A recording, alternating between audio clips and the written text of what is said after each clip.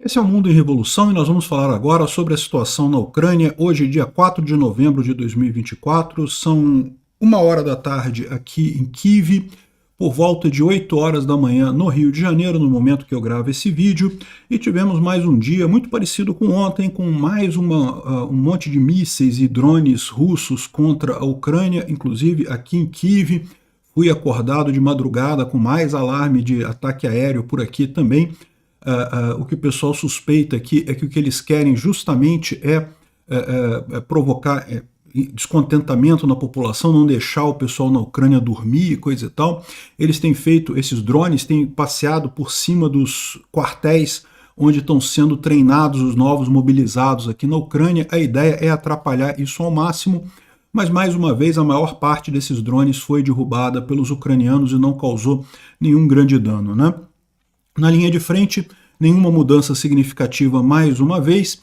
Tivemos, porém, duas coisas muito importantes. Primeiro, a vitória da Maria Sandu, lá na Moldova. Vocês lembram, a Moldova é esse país aqui, Moldávia, né, em português, é esse país que também tem problemas similares à Ucrânia com relação à Rússia, tem também uma, entre aspas, região separatista ali da Transnistria, que também foi uma invenção russa do mesmo jeito, e a Moldova concluiu a eleição com a vitória totalmente do Ocidente, tá? A Rússia tentou fraudar a eleição da Moldova de todo jeito, mas não conseguiram, felizmente.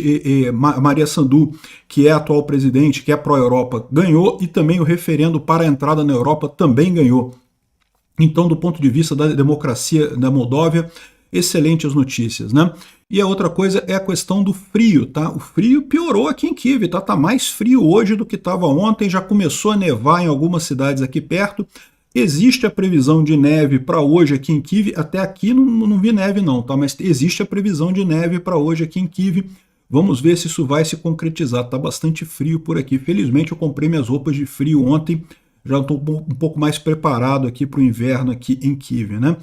Vamos falar sobre esses e outros assuntos em detalhes. Essas notícias foram sugeridas por professor libertário do Gomes Freire. Existe um lugar chamado Barbearia e várias outras pessoas. Obrigado aí ao pessoal que sugeriu notícias lá no nosso site, no wrevolving.com. E obrigado a você que está assistindo o nosso vídeo. Se você gosta do nosso conteúdo, por favor, deixe o seu like e se inscreva aqui no canal, né? Pessoal, só para avisar vocês sabem, amanhã, dia 5, eu vou fazer o acompanhamento das eleições americanas lá no canal Ancapso, para a gente ver os resultados saindo lá no canal Ancapso, né? E aí depois disso, no dia 7, eu viajo para Odessa, tá? Essa minha estadia aqui na Ucrânia, eu vou conhecer outras cidades além de Kiev, então eu vou a Odessa agora dia 7, só para avisar vocês disso daí. Bom, falando aqui sobre a situação na Ucrânia, tivemos mais 80 drones Shahid, dos quais 77 foram derrubados pelas forças ucranianas, 50 pela defesa antiaérea regular e 27 por sistemas de guerra eletrônica, né? Ou seja, praticamente todos foram derrubados, e alguns que não são derrubados acabam voltando para a Rússia. Sabe por quê? Porque, de novo, o que a Rússia quer é deixar o pessoal sem dormir, é ficar o drone circulando aqui, né, para ter o alarme antiaéreo, a pessoa está acordada, coisa e tal, né, não dá para dormir nessa situação, né? Aí, ou seja, isso cansa os ucranianos, né? Essa é a estratégia do Putin, uma estratégia meio desesperada, que não vai levar a nada, mas que não deixa de ser chato no final das contas, né? Bom, aqui tem algumas imagens do pessoal derrubando drones, um desses drones aqui na região de Kiev. Dá para ver aqui o drone marcado com um laser, e aí o pessoal tentando atirar no drone com as metralhadoras, né? E aí conseguiram atingir o drone, olha que bacana, né?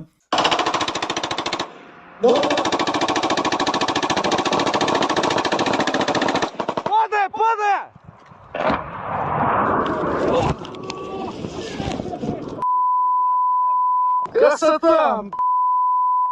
Снял видео? Да! Другий опять! Другий! Ну, перезаряжай! Ну! Раз и... Dá para ouvir o barulho do outro drone, né? Essa luz aí, eu não sei se isso é um laser ou se é uma lanterna muito forte apenas. Uma lanterna muito forte para justamente apontar o drone, para as pessoas poderem ver onde é que está o drone e com isso atingir com a metralhadora, né? Mas o fato é que deu certo aqui, né? Aqui também tem um outro caso curioso, mais difícil ainda de acontecer, mas que deu sucesso aqui, que é justamente a interceptação de um míssil de cruzeiro, um míssil de cruzeiro russo. Olha só.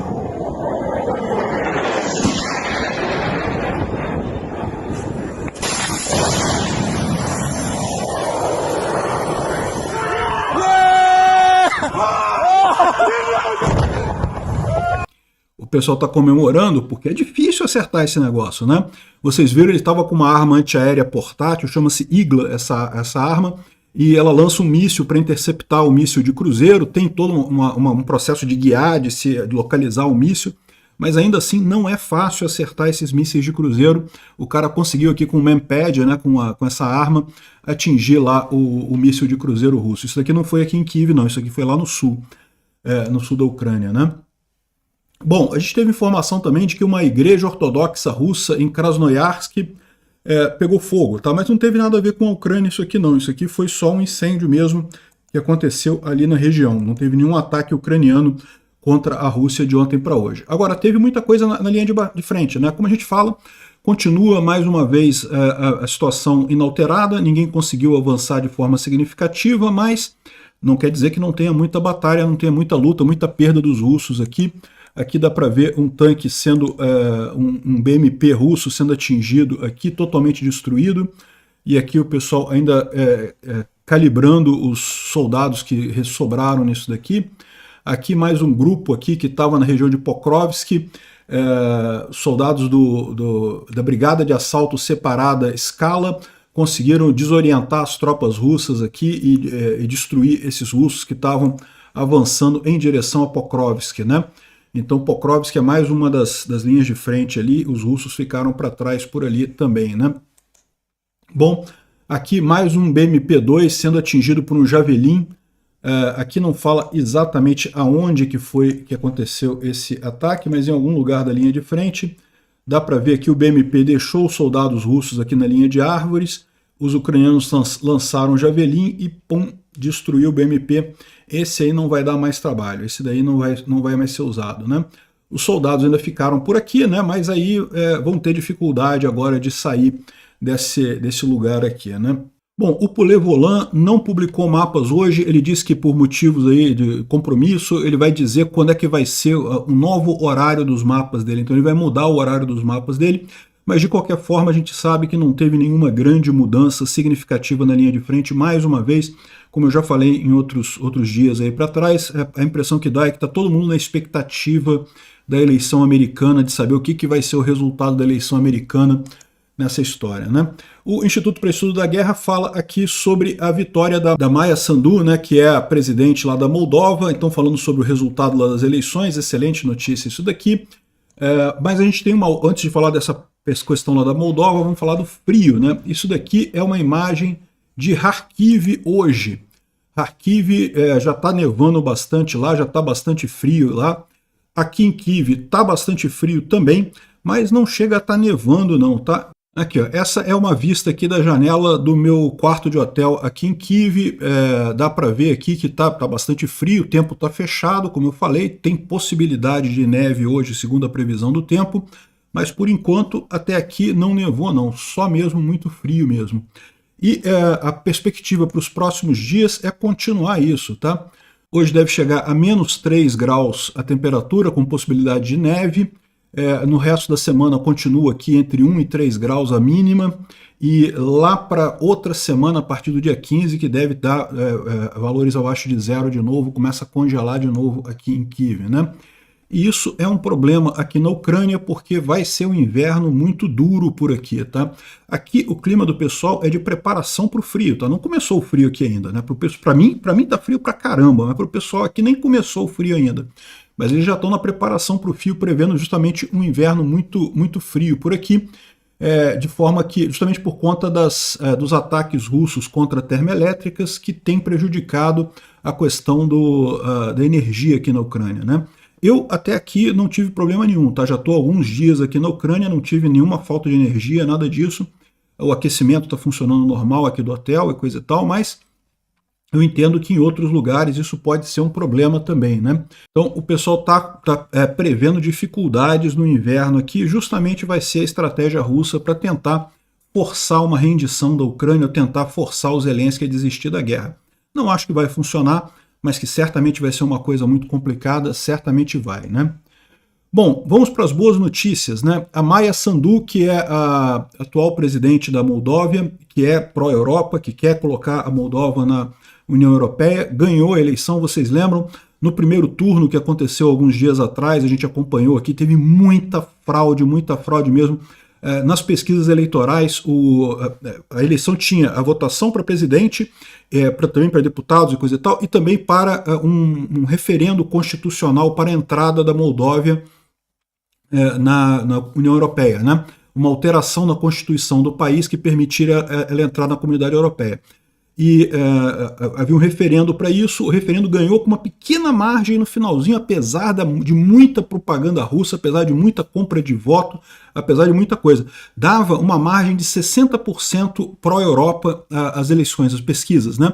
Na hora da votação deu 50, alguma coisa, ou seja, por muito pouco a Rússia não conseguiu fraudar essa eleição também, né? E a Maia Sandu esperava-se que ela ganhasse no primeiro turno, acabou indo para o segundo turno, mas felizmente ela ganhou no segundo turno, então não teve grandes problemas e ganhou bem, tá? Ganhou em todos os distritos aqui da Moldova, acabou terminando com 7 pontos de vantagem, uma vantagem folgada, lembrando que teve também fraude no segundo turno, tá? Eles tentaram de tudo tirar ela, porque é lógico, né? Ter um presidente pró-Rússia seria muito melhor para a Rússia aqui na Moldova. Então, Moldova parece que é mais um país que vai fazendo o caminho correto de se livrar do passado socialista e se caminhar para o livre mercado, se encaminhar para a liberdade, né? Bom, uma preocupação que muita gente tem é com a questão da deserção dos soldados norte-coreanos, né? Muita gente acha que pode ser que os soldados norte-coreanos desistam, né? Se entreguem para os ucranianos. E, na verdade, existem algumas técnicas que o governo norte-coreano usa contra isso. A principal delas é a punição às famílias desses soldados, né? Infelizmente, lá na Coreia do Norte é conhecido esse negócio da punição geracional, ou seja, se você, por exemplo, tenta fugir para a Coreia do Sul, se você conseguir fugir para a Coreia do Sul, a sua família vai pagar a pena, vai para a cadeia, seus pais, seus filhos vão pagar a pena. Então isso é uma maneira que eles têm de impedir que as pessoas fujam de lá, né? É uma coisa absurda, é lógico, não preciso dizer para vocês que é algo totalmente absurdo, sem lógica, mas enfim, é o que eles fazem aqui. Só que eles não têm como prevenir os caras que forem capturados pelos ucranianos, né? E como é que você sabe que o cara se entregou e não foi capturado? Esse é um problema. A pessoa pode ter lutado certo, não ter deserdado nem nada, mas foi capturado pelo inimigo. E aí, como é que você diferencia uma coisa da outra, né? Inclusive, isso não é nem só o único problema aqui. Está aqui um soldado russo capturando. Esse soldado russo se entregou para os ucranianos porque ele ficou apavorado, porque os soldados da Coreia do Norte começaram a atirar para o lado errado, começaram a atirar nos russos e mataram alguns russos. Chegaram a atirar em 2 dos russos, e aí o russo se entregou para os ucranianos, porque o cara da Coreia do Norte estava atirando nos russos ao invés de atirar nos ucranianos. Cara, tu já imaginou a confusão que vai dar esse negócio, bicho? Brincadeira isso. Bom, o patriarca Kirill está falando aqui que ele entende que os russos já estão cansados da guerra, que não aguentam mais a guerra, e a gente tem falado sobre isso, né? Os índices de audiência dos programas de guerra na televisão russa está nos níveis mais baixos de todo o período. O povo russo simplesmente não aguenta mais isso, não quer mais saber desse assunto, já encheu o saco disso, está passando muito aperto porque a economia da Rússia está indo muito mal e o Putin continua insistindo nesse negócio. Mas tudo isso é para dizer que é aquilo que eu falo para vocês, o Putin tem que dar um fim nessa guerra agora, ele está usando as últimas armas para ver se consegue uma capitulação da Ucrânia nesse momento. Eu não acredito que isso vai acontecer e até o final do ano que vem a gente deve ter uma conclusão dessa guerra, né? Sem contar que ontem teve mais um dia de venda de bônus do governo russo, né? Venda de bônus é como os países se endividam, né? Eles vendem títulos que é como se você emprestasse dinheiro para aquele país para ele pagar no futuro, né?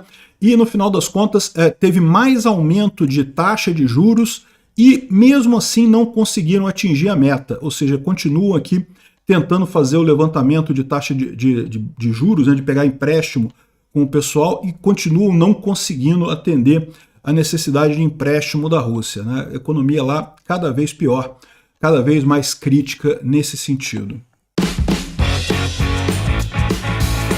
Obrigado por assistir o vídeo até o final. Se gostou do conteúdo, não esqueça de deixar o seu like, isso ajuda o canal a crescer e a chegar para mais gente.